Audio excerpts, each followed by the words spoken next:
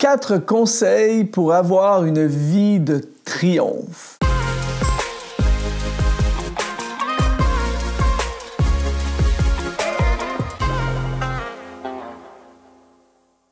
Bonjour mon cher ami, bienvenue sur exponentiel.net. Ici Luc Dumont pour t'inspirer, t'encourager, t'aider, t'activer à réaliser tout ce que tu es appelé à réaliser. Merci d'être là. Aujourd'hui, on veut parler d'une vie de triomphe. On veut parler de vaincre. On veut parler de gagner. Il est possible, malgré les réalités de la vie, malgré les obstacles de la vie, malgré la situation peut-être compliquée dans laquelle nous sommes aujourd'hui, il est possible de triompher. Je crois en toi, je crois que tu peux réussir. Et je veux t'encourager à t'abonner à notre chaîne YouTube si tu ne l'es pas déjà, en cliquant sur s'abonner pour avoir accès justement à plein de vidéos, des centaines de vidéos et plusieurs pour t'aider à passer au travers peut-être la saison compliquée dans laquelle tu es. Mais aujourd'hui, je prie vraiment que cette capsule puisse avoir un impact positif dans ta vie. Comment on fait pour avoir une vie de triomphe? Le premier élément pour vivre une vie de triomphe, c'est qu'il faut avoir beaucoup d'échecs. Et là, ça peut sembler paradoxal, mais si tu étudies l'histoire, eh bien, on s'aperçoit au travers de l'histoire que la plupart des gens qui ont vécu des grands triomphes dans leur vie ont vécu une succession d'échecs. Par exemple, beaucoup de millionnaires, des gens qui sont très, très riches aujourd'hui, ont vécu plusieurs, parfois faillites, ont échoué, ont failli, ont eu des saisons extrêmement compliquées qui les a conduits à devenir riches. Abraham Lincoln, qui est l'un des plus grands présidents des États-Unis, a eu une vie, littéralement une vie d'échec après échec, jusqu'à ce qu'il devienne président des États-Unis. Nelson Mandela a passé 28 ans de sa vie en prison avant de devenir le président de l'Afrique du Sud. Donc, presque une vie d'échec pour le conduire à devenir le président et à marquer littéralement l'histoire. J'aime cette citation de Michael Jordan, l'un des plus grands joueurs de basketball de tous les temps. Il a dit « J'ai raté 9000 tirs dans ma carrière, j'ai perdu presque 300 matchs. 26 fois, on m'a fait confiance pour prendre le tir de la victoire et j'ai raté. J'ai échoué encore et encore et encore dans ma vie et c'est pourquoi j'ai réussi. » Une succession d'échecs conduit au triomphe. Pourquoi? Parce que les gens qui triomphent sont des gens qui essaient des choses nouvelles, sont des gens qui prennent des risques, sont des gens qui se placent de par le fait en position de vulnérabilité, c'est des gens qui sortent de leur zone de confort pour activer ton potentiel, pour aller au maximum de ton potentiel. Il faut repousser les limites, il faut prendre des risques et souvent, ces choses vont nous conduire à l'échec. Et alors aujourd'hui, si tu as vécu un échec, si en ce moment, tu es au milieu d'un échec, ce n'est surtout pas le temps de te décourager et d'abandonner. Je t'annonce aujourd'hui, au travers de cette capsule, que tu es en plein sur la route du triomphe. La route du triomphe passe par les échecs. Deuxième élément qui font en sorte qu'on va avoir une vie de triomphe. Pour vivre une vie de triomphe, c'est être résilient. La définition de résilience, c'est capacité à surmonter les chocs traumatiques. C'est-à-dire que la résilience, c'est la capacité de surmonter. La vie va amener inévitablement dans notre existence des chocs. Peut-être qu'en ce moment, tu as vécu un choc amoureux, un choc financier, un choc de santé. Tu as vécu quelque chose qui pourrait amener un traumatisme dans ta vie. Et souvent, les gens, justement, s'effondrent après avoir vécu un traumatisme. Ils ont vécu une trahison, ils ont perdu leur emploi, ils ont perdu un contrat important ou bien un partenaire d'affaires les a complètement trahis et là, tout à coup, ils se retrouvent dans une précarité financière, un mauvais investissement qui a tourné, un désastre financier, un choc. Tu vis un choc et beaucoup de gens ne se remettent pas d'un choc, mais les gens qui triomphent dans la vie sont des gens qui sont résilients. Donc, ils ont la capacité de surmonter.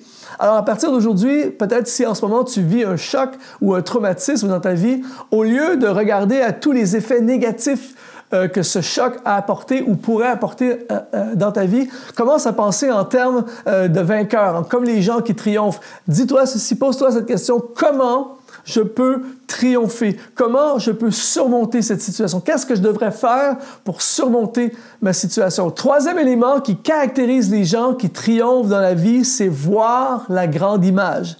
C'est-à-dire que le triomphe est souvent une succession de petites victoires. Plusieurs petites victoires t'amènent à un triomphe. Donc, lorsque tu vois la grande image, tu es au milieu d'une situation compliquée, voir la grande image, en fait, c'est prendre de l'altitude et voir plus loin. Tu vois qu'il y a quelque chose avant toi et tu vois qu'il y a quelque chose après cette situation. Et là, puisque tu vois la grande image, au lieu de laisser l'épreuve, l'attaque, le combat dans lequel tu es t'anéantir, eh bien, puisque tu vois la grande image, tu sais qu'il y a un futur, tu sais qu'il y a autre chose, tu sais qu'il y a plus loin, tu sais que tu as déjà vécu autre chose avant et tu vivras autre chose après. Et tout à coup, ça te donne une force pour surmonter ce que tu vis en ce moment. Estelle Chadwick était une nageuse professionnelle qui traversait la Manche à la nage de la France jusqu'à l'Angleterre. Il y avait du brouillard ce jour-là. L'eau était glaciale. Elle a eu, même si c'était une professionnelle, elle a eu un moment de découragement profond où elle ne voyait plus la fin. Elle a commencé à dire aux gens dans les bateaux autour, « Je ne suis plus capable, je vais abandonner tout ça. » Et aussitôt que tu attrapes le bateau, tu es disqualifié de la course. Et les gens lui disaient, « Ne lâche pas, continue, tu es presque arrivé. » Mais souvent, quand on dit « tu es presque arrivé », des fois, ça peut être encore des kilomètres. Et elle était au bout d'elle-même et tout ça. Et finalement, elle a dit, tant pis. Elle a accroché le bateau, elle a été disqualifiée. Et en fait, elle était seulement à quelques mètres de la ligne d'arrivée. Mais puisqu'elle n'arrivait plus à voir la grande image à cause du brouillard, elle s'est découragée et elle a abandonné. Et souvent, dans notre vie, c'est la même chose. On ne voit plus le jour où on va sortir de cette situation. On ne voit plus la lumière au bout du tunnel. On ne voit plus le règlement de notre situation et on se décourage et on se laisse abattre et on manque le triomphe. Mais aujourd'hui, commence à penser en termes grande image, commence à réfléchir au futur, commence à voir plus loin que ta situation en ce moment. Ne prends pas de décision en fonction de ce que tu vois en ce moment, mais en fonction de la grande image. Quatrième conseil pour avoir une vie de triomphe, c'est ne jamais faire demi-tour. Souvent, lorsque on est attaqué dans notre vie, souvent lorsque c'est compliqué dans notre vie, souvent, lorsque nous sommes découragés, le réflexe naturel de l'être humain, c'est de faire demi-tour. Je connais beaucoup de gens, par exemple, des missionnaires, on va dire, qui sont allés dans différents pays, sont partis là-bas, motivés, en feu, avec une vision, tout ça. Mais en cours de route, il y a des combats, il y a des difficultés, il y a des maladies, il y a plein de trucs de l'opposition. Et souvent, le réflexe, lorsque c'est dur, c'est on rentre à la maison. On fait demi-tour, je quitte mon emploi, je laisse tomber. C'est notre réaction, souvent naturelle, mais c'est ça qui nous fait échouer. Mais quelqu'un qui ne fait jamais demi-tour, peut-être qu'aujourd'hui, à cause de l'intensité du combat, je ne réussis pas à avancer ou j'avance très lentement, mais je refuse de faire demi-tour. Donc, en fait, dans un combat, l'idée, c'est de pousser, de mettre une pression sur l'adversaire pour que l'adversaire ne peut pas prendre du terrain. Tu fais reculer constamment l'adversaire. Même si tu n'avances pas vite, tu restes en place. Au pire, tu ne bouges pas. Et là, tu avances et tu mets une pression sur l'adversaire et tu ne fais jamais demi-tour. Tu ne pourras jamais triompher sur quelqu'un qui refuse de faire demi-tour. Donc aujourd'hui, peu importe ce que tu vis en ce moment, peu importe le scénario de ta vie, ta situation familiale, financière, ton business, ton ministère, la complication dans laquelle tu es, même si tu penses être dans un gouffre, le faire demi-tour n'est pas une option. Je refuse de faire demi-tour, donc je m'accroche, je me tiens debout, je tiens ferme, je continue et inévitablement, éventuellement, la situation va changer.